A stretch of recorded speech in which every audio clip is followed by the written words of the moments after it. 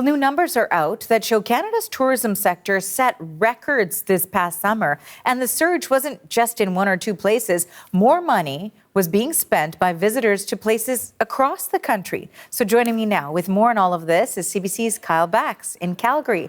Kyle, tell us a little bit more about these numbers and what they say.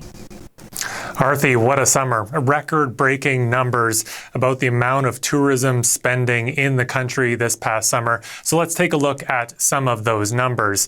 So these are from Destination Canada, the national group, and it's specifically the amount of money from May to August the tourism sector was receiving in revenue, almost $60 billion. That's up 6% compared to last summer. Most of that money from Canadians deciding to travel within their own country. So domestic tourism spending about $45 billion. That's up 7% compared to last summer.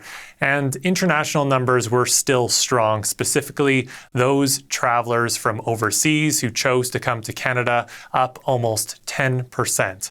And there are a lot of different reasons for why tourism numbers were so strong this summer. Experts point to big events like the G7 that was held in Alberta's Kananaskis country, and lots of different other events like sporting events and festivals.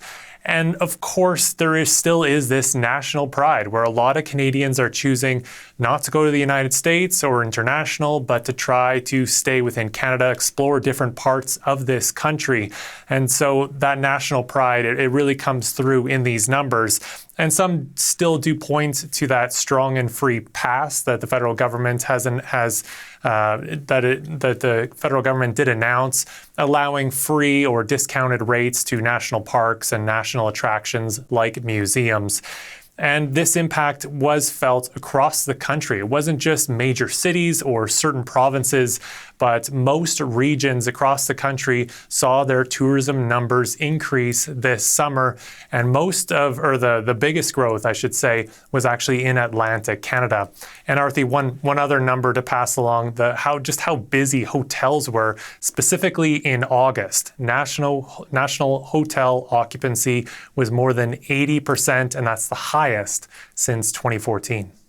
And, perhaps, Kyle, they'll have to count those numbers again following the World Series run, because we know that a lot of Canadians are descending on Toronto as we speak. But we've also known that the tensions have been high between Canada and the U.S., not just because of the World Series. So what did we see about American visitors coming to Canada?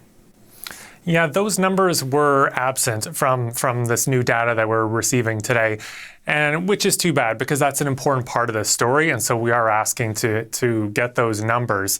At least for now, it was such a strong tourism summer that at least there wasn't a big impact there. From those I've spoken with in the tourism industry, they say, American visitors were still coming, just not as strong as we've seen in the past.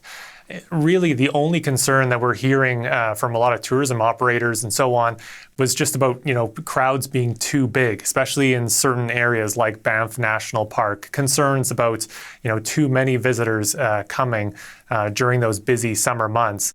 But big picture, especially the economic impact that this is having. We all know the economy is sputtering right now, and this is one sector that's really bucking the trend, providing a big boost to the national economy.